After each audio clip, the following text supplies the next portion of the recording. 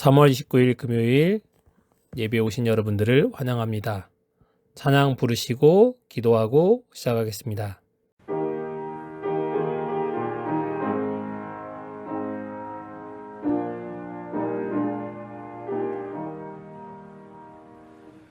오늘 집을 나서기 전 기도했나요? 오늘 받은 종이에 기도했나요? 기도는 우리의 안식 빛으로 인도하리. 앞이 깜깜할 때 기도 잊지 마시오. 시험 걱정 닥쳐올 때 기도했나요? 나의 어깨 막는 친구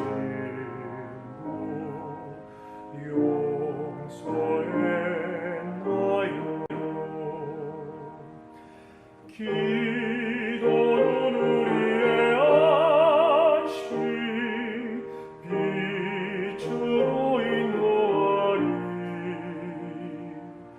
앞이 깜깜할 때 기도 잊지 마시오. 마음의 분노 가득 찰 때 기도했나요? 주가 친히 함께하며 능히 이기리. 기도는 우리의 안식 빛으로 인도하리. 앞이 깜깜할 때 기도 잊지 마시오. 나의 일생 나가도록 기도하리라. 주께 맡긴 나의 생애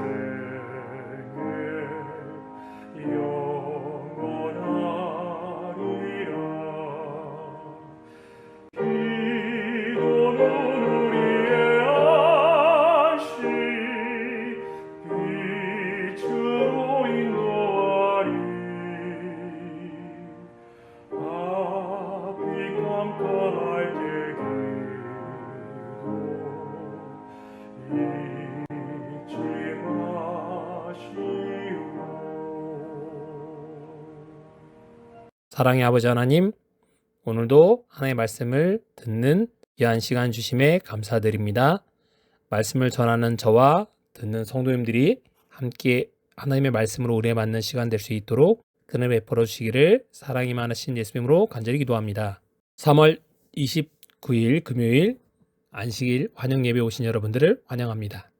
오늘은 긍정의 하나님이라는 제목으로 함께 은혜를 나누고자 합니다. 고린도서 14장 33절에 있는 말씀입니다. 하나님은 무질서의 하나님이 아니시오 오직 화평의 하나님이시니라. 고린도 14장 34절은 하나님은 무질서의 하나님이 아니시라고 말씀하십니다. 오직 화평의 하나님이라고 말씀하십니다. 이 본문에서 제목을 긍정의 하나님이라고 정했습니다. 언약이라는 말은 컨베넌트입니다.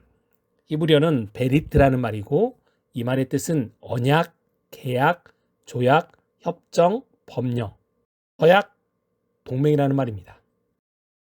바라라는 말은 자르다, 끊다, 새기다 말에서 유래했습니다. 구약에서는 약 280회 사용된 단어가 바로 언약이라는 단어입니다. 언약하면 생각나는 건 바로 노아의 언약입니다. 창세기 6장 13절에 하나님이 노아에게 이르시되 모든 혈육있는 자의 포악함이 땅에 가득함으로 그 끝날이 내 앞에 이르렀으니 내가 그들과 땅과 함께 멸하리라고 말씀하십니다. 그리고 노아에게 너는 구원하겠다. 사람들에게 방주에 타라고 전하라고 이야기합니다. 노아는 120년 동안 방주를 지으면서 사람들에게 노아 방주에 타라고 이야기합니다. 동물들도 방주에 탔지만 배를 함께 지었던 사람들은 타지 않았습니다. 비가 오고 그들이 탈 수 없는 지경에 이르렀을 때 방주의 문을 두드렸지만 방주의 문은 열리지 않고 그들은 멸망당했습니다. 그리고 나서 하나님께서는 다시 노아와 무지개 언약을 맺습니다. 무릇 생물을 홍수로 멸하지 아니할 것이라. 내가 너희와 언약을 세울 것이니 세우는 언약은 증거는 이것이니 바로 무지개다. 무지개를 보일 때 내가 너희와 세상 사이, 나와 세상 사이의 언약의 증거라고 말씀하셨습니다. 그렇기 때문에 오늘날 비로 인해서 세상은 하나님께서 멸망시키지 않으십니다. 그러면 오늘날 비가 많이 오는 이런 것들은 누구 짓일까요? 다름 아닌 하나님과 사람 사이의 언약을 깨트리려고 하는 사단의 술책임을 여러분이 아시기 바랍니다. 그리고 하나님께서는 아브라함과 언약을 맺으십니다. 창세기 15장 18절에 하나님께서 아브라함과 언약을 세워 이 땅을 너희 자손에게 주겠다고 말씀하십니다. 그리고 하나님께서 다시 말씀하십니다. 나와 너희 사이에 언약을 세울 것이니 크게 번성할 것이라. 너는 나와 언약을 맺는 증표로 할례를 행하라고 말씀하십니다. 그리고 아브라함이 100세 때 사라가 90세 되는 사이 많은 사진과 같은 나이가 되었을 때 아들을 낳고 그 이름을 이삭, 웃음이라고 지었습니다. 내 언약은 내가 내년 이 시기에 내가 낳을 이삭과 세우겠다고 하나님께서 말씀하셨습니다. 하나님의 언약은 살아 있습니다. 아브라함과 그의 자손들을 통하여 그 언약이 대대로 전해 내려왔습니다. 보통 조약이라는 말은 나라와 나라 간의 협약을 이야기합니다. 국제협약이라고도 하고 조약, 우호조약 또는 군사조약을 맺습니다. 사람과 사람 사이에 맺는 것을 약속이라고 얘기합니다. 계약 또는 협약, 왕과 신하가 맺는 걸 이야기합니다. 주종관계 속에서 맺는 것을 계약 또는 협약입니다. 맹약입니다. 사람을 믿지 못하게 하는 것, 나한테 충성맹세를 해라, 이런 것들이 맹약 또는 맹세입니다. 상과 약속은 우리가 이렇게 얘기합니다. 새끼손가락 고리 골고 꼭꼭 약속해. 그러나 새끼손가락 고리 걸고 꼭꼭 약속했던 약속도 지켜지지 않아서 요즘은 새끼손가락도 걸고 도장도 찍고 복사도 하고 코팅도 한다고 얘기합니다. 사람들 약속이 잘 지켜지지 않기 때문에 우스개 말이 생긴 것입니다. 하나님의 사랑은 이렇게 얘기합니다. 요한복음 3장 16절은 하나님이 세상을 이처럼 사랑하사 독생자를 주셨으니 이는 그를 믿는 자마다 멸망하지 않고 영생을 얻게 하려 하심이라. 하나님께서 이처럼 세상을 사랑하셨습니다. 자신의 독생자를 주기까지 사랑하셨다라고 이야기합니다. 하나님의 사랑은 너무나 커서 여호와께서 그때에도 당신의 요구를 잘 잃어버리는 백성의 기영에게 당신의 교훈을 의탁하지 않으시고 그것을 돌비에 기록하셨다라고 부저선자 364쪽은 이야기합니다. 하나님의 사랑은 변하지 않으시지만 사람들이 그것을 믿지 않기 때문에 당시에 가장 오래 보존할 수 있는 돌비에 그 사랑을 기록하셨다는 겁니다. 십계명은 아슬레트 하데 바림이라는 말로 10마디 말씀들이라는 말입니다. 10가지 언약입니다. 출애굽기 34장 28절은 이렇게 말합니다.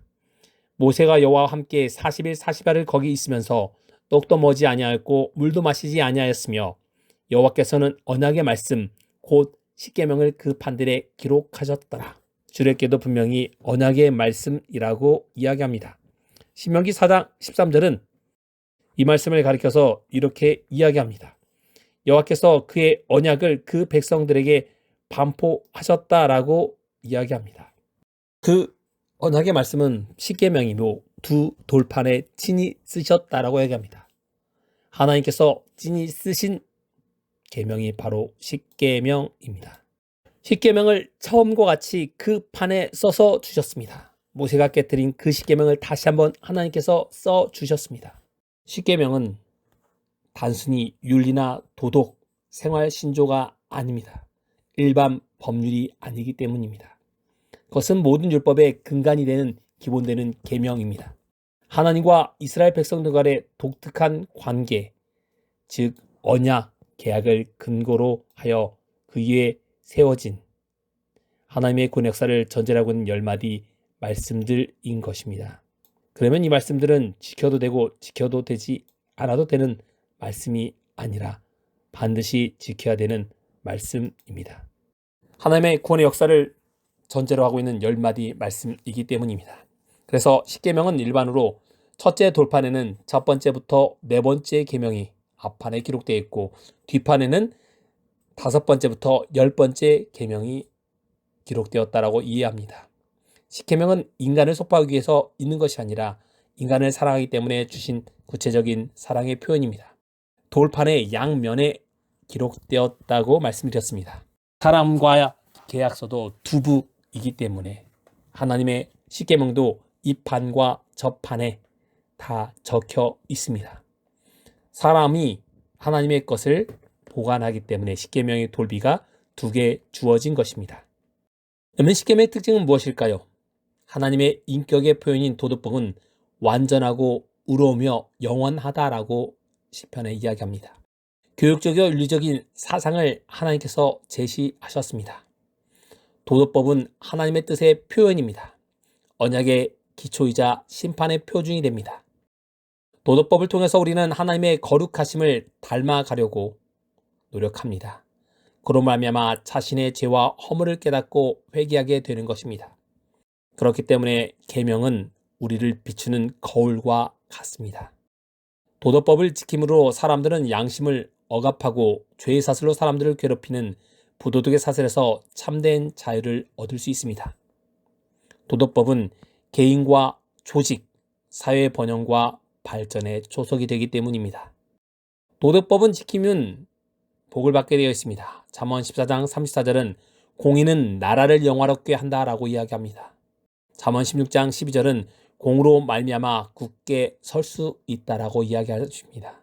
시편 89편 31절과 32절은 내 율례를 깨트리며 내 계명을 지키지 아니하면 내가 회초로 그들의 죄를 다스리겠다고 하나님께서 말씀하십니다. 반드시 지켜야 합니다. 잠언 3장 33절은 의인의 집에는 복이 있다라고 말씀하십니다. 의인은 하나님의 계명을 지키기 때문에 복이 있습니다. 도덕법은 반드시 지켜야 합니다. 도덕법은 모든 사람들의 마음에 새기고 지켜야 한다고 얘기합니다. 주의 말씀은 내 말에 두었다라고 시편 기자는 얘기합니다. 묵상하고 기뻐해야 합니다. 시편 119편은 율례들을 작은 소리로 읊조린다라고 말합니다. 주의 법은 나의 즐거움이라고 이야기합니다. 즐거움이기 때문에 작은 소리로 읊조린다고 시편 1편에도 이야기합니다. 아침마다 자주 하나님의 말씀을 읊조리게 되길 바랍니다. 당시 시대적 방향을 반영하고 있는 십계명입니다. 종주권 조약을 살펴보면 히타이트 종주권 조약을 비교해 보겠습니다. 종주권 조약에는 군주는 속국 왕들과의 조약을 맺을 때 지켜야 할 의무사항은 없습니다. 조약은 자기 수하의 속국 왕들을 거느리는 군주에서 수립되기 때문입니다. 군주 즉 수립자는 이렇게 얘기합니다. 나 너라는 형식으로 되어 있습니다. 십계명의 서문도 이스라엘 백성들에게 그들에게 이 언약을 맺는 분이 누구인 줄을 말해줍니다. 나는 너와 하나님 여호와로라. 히타이트 문법과 같은 형식으로 되어 있습니다.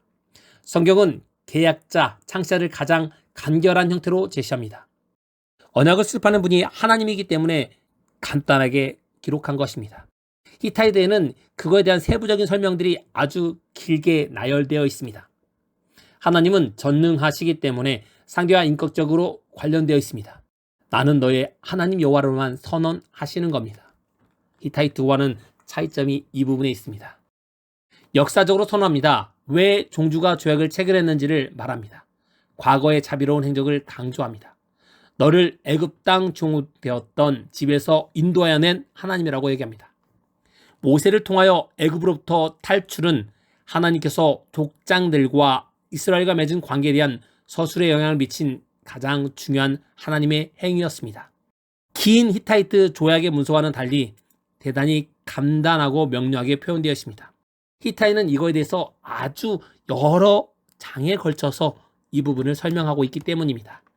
십계명의 조항, 역사적 사실이 서로 연결되어 있음을 하나님께서는 간결하게 출애굽기 20장 1절과 2절에 불과하게 설명합니다. 히타이트 문법과 달리 오직 하나님만을 섬기라고 얘기합니다. 우상 숭배를 하지 마라. 나 외에 다른 신을 섬기지 말라. 망령되 일컫지 말라. 안식일을 기억하여 거룩히 지키라. 부모를 공경하라. 살인하지 말라. 가늠하지 말라. 도적질하지 말라. 내 이웃에 대하여 거짓 증언하지 말라. 내 이웃의 소를 탐하지 말라라고 10가지 계명들을 이야기합니다. 주권자 하나님의 관계의 규정들을 정할 권리를 가지기 때문입니다. 이 규정들 중 어떤 것은 다른 장소의 이동들에 관한 것이고 어떤 것은 하나님과 인간 사이의 개인적인 관계, 어떤 것은 제사의식, 어떤 것들은 가정적, 사회적, 경제적 상황들에 관해서 하나님께서 십계명 외에도 여러 가지를 설명하십니다. 이 모든 것은 하나님 자신이 정하신 것입니다. 보관 조항과 공적으로 낭독합니다.